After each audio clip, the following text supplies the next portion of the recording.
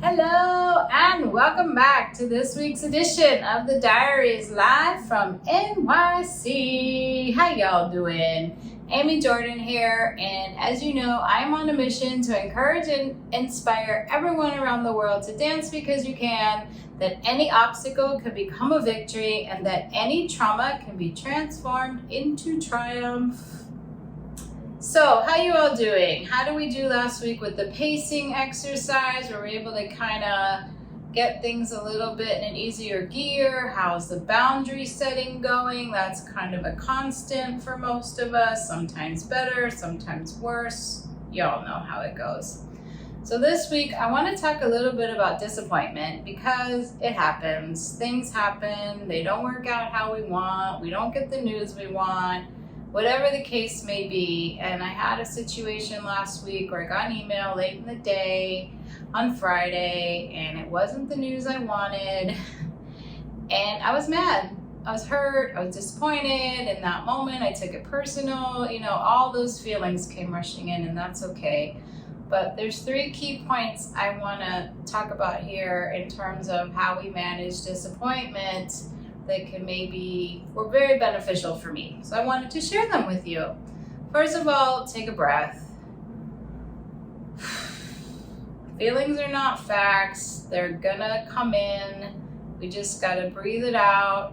Let the time pass. I'm glad that it was late in the day on Friday because I didn't feel the impulse to just respond with whatever momentary feeling had come in my head about it. And take a breath, sleep on it, let some time pass. I got up the next day, it was Saturday, took care of some business, kind of took a break from work, did some self-care, got outside, you get the point.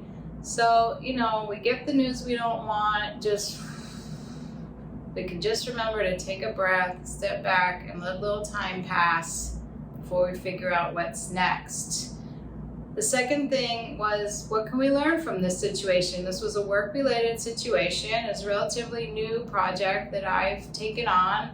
So what can I learn? What could I have done differently to get a different outcome?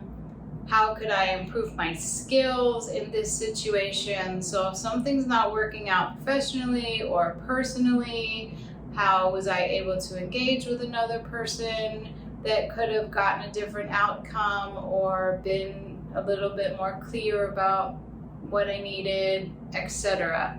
So that's number 2. What did we learn from the situation?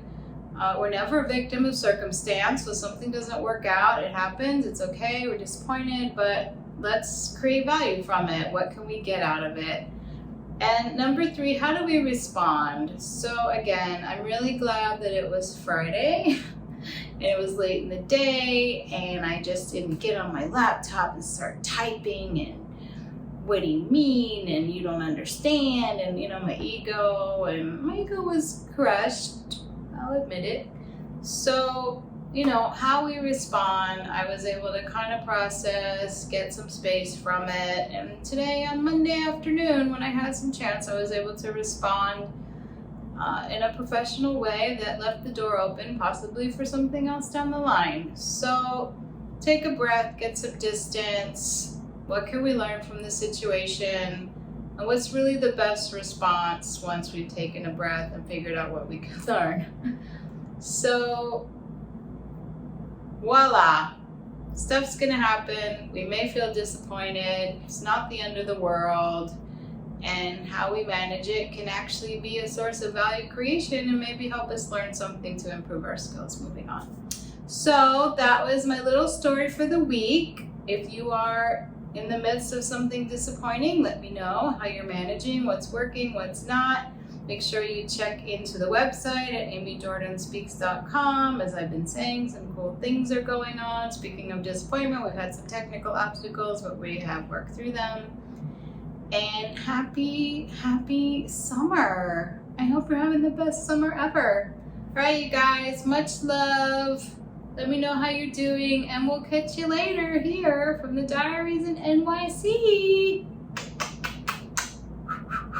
Bye for now.